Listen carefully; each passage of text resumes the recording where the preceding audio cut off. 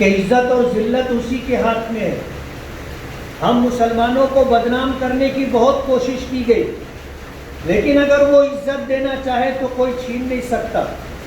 آج حالات اس طرح کے ہیں کہ مختلف شہروں کے وفود ہمارے شہر میں آ رہے ہیں، اور جن لوگوں سے ان کے تعلقات ہیں ان کے پاس جا کر یہ جاننے کی کوشش کر رہے ہیں کہ مالیگاؤں کے لوگوں نے کیا کیا، جس کی وجہ سے معاملہ اس طرح دفتن خراب گرتے گرتے اتنا نیچے آ گیا کہ اب ایسا لگتا ہے کہ ہمارے شہر میں کورونا نام کی کوئی بیماری نہیں۔ ہم نے کوئی لاک ڈاؤن کی ایسی پابندی نہیں کی تھی کہ کرفیو جیسی شکل ہو جائے۔ ہمیں تو لمحہ بلمحہ فون آیا کرتا تھا جس میں یہ انتظامیہ شکایت کرتی تھی کہ آپ کی بات لوگ سنتے ہیں، آپ آئیے روڈ پر، لوگوں سے اپیل کیجئے کہ لوگ اپنے گھروں میں بیٹھیں۔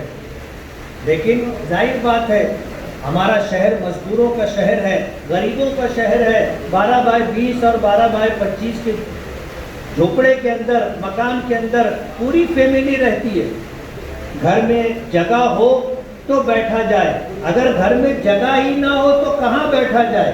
ایسے حالات ہمارے شہر کے تھے، جس کے بارے میں یہ کہا جا رہا تھا کہ مالیگاؤں کے لوگ لاک ڈاؤن کی کوئی پابندی نہیں کر رہے، یہ ہماری مجبوری تھی۔ ظاہر بات ہے مجبوری آپ نہیں سمجھ رہے ہیں، لیکن جو علام الغیوب ہے وہ تو اچھی طرح جانتا ہے۔ ہماری مجبوری تھی کہ ہم ایک ساتھ پورا گھرانہ گھر میں نہیں بیٹھ سکتا تھا، اور بیٹھے تو ظاہر بات ہے جو آپ بتا رہے ہو کہ سوشل ڈسٹینسنگ ہونا چاہیے، وہ تو کسی صورت میں باقی نہیں رہتی۔ مالیگاؤں والوں پر اللہ پاک کا کرم رہا کہ جب سرکار نے ان ڈاکٹرز حضرات کو منع کر دیا تھا کہ آپ کھانسی کا علاج نہیں کریں گے، آپ بخار کا علاج نہیں کریں گے، کسی کو اگر گلے میں تکلیف ہو، سانس کی تکلیف ہو تو آپ علاج نہیں کریں گے، 152 بڑے ہاسپٹل اور BUMS جو ڈگری رکھنے والے ڈاکٹر حضرات ہیں انہوں نے اپنی کلینک کو بند کر دیا۔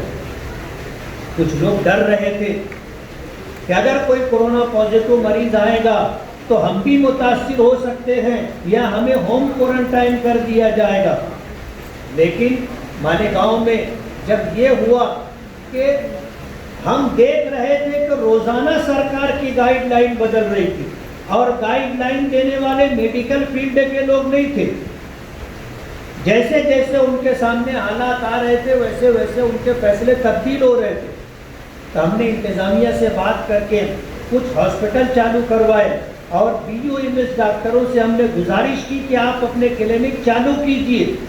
اللہ کا بہت بڑا کرم رہا، فیور کلینک کے نام سے مالیگاؤں، چھوٹی مالیگاؤں ہائی اسکول میں اور 10 دیگر مقامات پر ڈاکٹروں کو راضی کر کے فیور کلینک یا محلہ کلینک چالو کر کیا گیا۔ وہ لوگ جو اپنے تئیں، اپنے گھر والوں کے تئیں خوف زدہ تھے کہ اگر میں ہاسپٹل میں گیا تو میرا پورا گھر کوارنٹائن ہو جائے گا، گھر کی راحت اور سہولت سے محروم ہو جائے گا، ایسے حالات تھے۔ اور ہاسپٹلوں میں کیا تھا آپ کو پتہ ہے، کوئی ڈاکٹر دیکھنے والا نہیں تھا، کوئی راحت کوئی سہولت کا سامان نہیں تھا۔ ہم نے اپنے کانوں سے جیون ہاسپٹل کے باہر کھڑے ہو کر کے مریضوں کی آواز سنی جو پانی کے لیے پانی پانی چلا رہے تھے، کوئی پانی دینے والا نہیں تھا۔ ایسے حالات تھے۔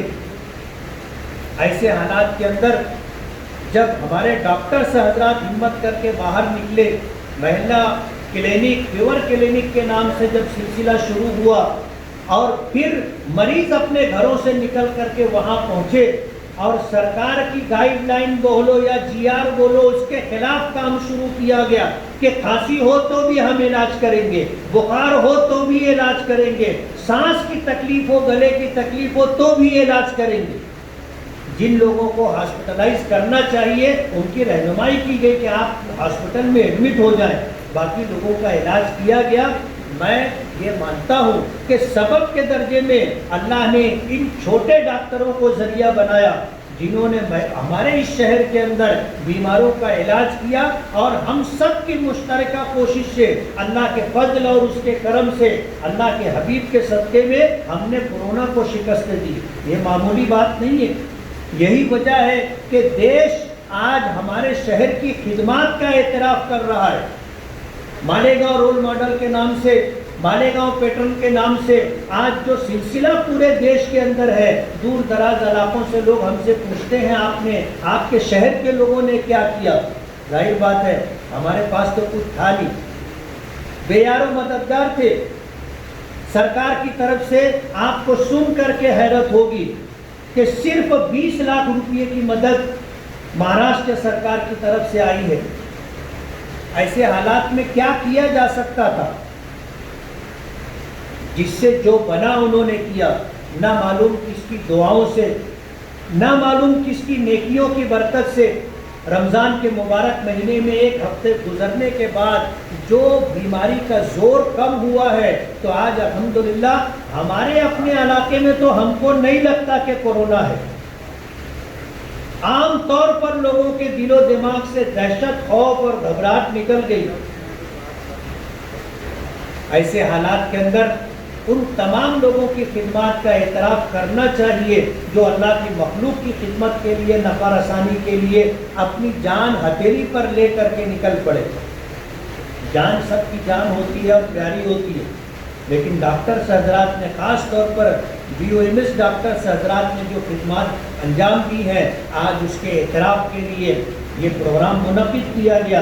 जिन इदारों की तरफ से ये प्रोग्राम मुनक़िद किया गया है, मैं उन्हें बहुत बहुत मुबारकबाद देता हूँ कि ये वो सिलसिला है जो लोगों की हिम्मत और हौसले को बढ़ाएगा।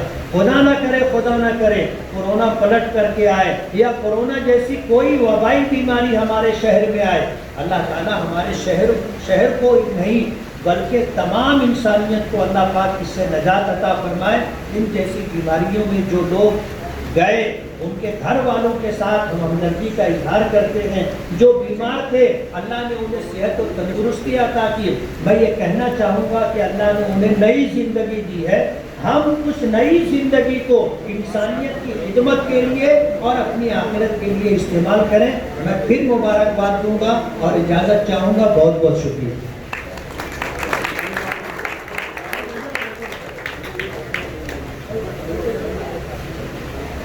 भाई बैठे रहे, इरफान भाई बैठ जाए 2 मिनट के लिए, सब बैठ जाए 2 मिनट के लिए बैठ जाए। भाई मुफ्ती मोहम्मद इस्माइल कासमी साहब ने शहर के हालात जहाँ जहाँ से वो गुजरे हैं वो बतला रहे थे। हाँ, मैं नफीस कुरैशी साहब की खिदमत में इम्तियाज बिल्डर साहब के दस्त मुबारक से फूलहार फौरन, वही हमारे डिप्टी मेयर हाजी जमील सेठ जरवाला साहब, उनके साहबजादे वो तशरीफ ले आए। हमारे अशफाक साहब सेक्रेटरी इंस्पेक्टर, ये उनको जो हार दिया जा रहा है, शायद आप बहुत देर पे यहाँ पहुँचे। मोहतरमा महरून निसा साहिबा, जिन्होंने माँ बहन बेटियों में बड़ी खिदमत अंजाम दी है, मैं चाहता हूँ कि ये हमारे सदर मोहतरम अब्दुल खालिक भैया, उनके दस्त मुबारक से अशफाक साहब की खिदमत में।